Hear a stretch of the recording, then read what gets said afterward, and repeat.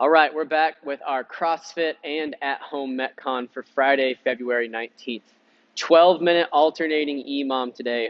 Odd minutes, you'll be doing 10 V-ups, followed by 10 alternating pistol squats, also known as single leg squats, and then finishing up with max effort rotational slam balls if you have a medicine ball. If you don't have access to a medicine ball, then we'll go max effort box jumps in the remainder of the minute. Then during the even minutes, you'll rest. So you're doing 6 intervals today of a minute sprint followed by a minute rest. On those V-ups, remember that hollow position is the foundation of this movement. So we need to be able to keep our ribs pulled down to our belly button and our belly button pulled towards our nose. That's what keeps that low back in contact with the ground.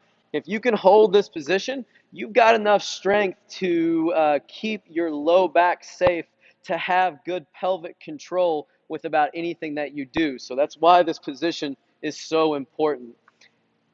From there, firing up, contact, toes and fingers in the middle. If we find ourselves bending our knees to make contact, then sub into a tuck up, similar to that V-up, just giving us more of the foundational strength that we need to progress up higher. And then if we can't quite hold that hollow position on the ground, then we'll go bent knee sit-ups today for 10 reps instead.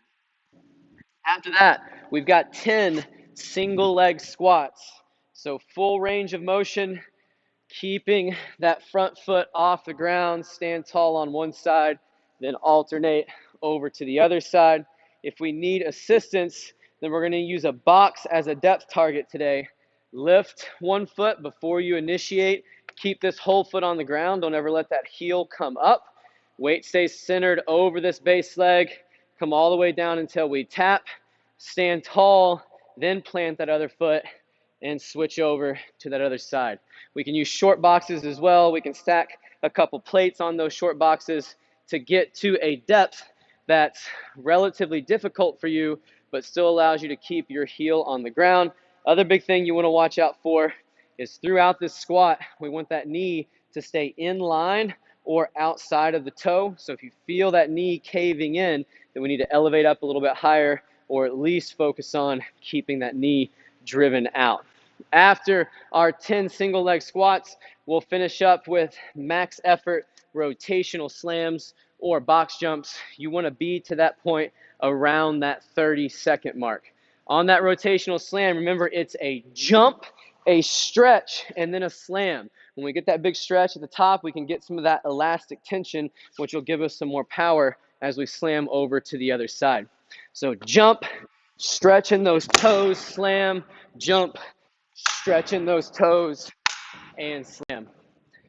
Push hard on those. You've got a minute of rest after those. Your score today is, let's talk about box jumps first.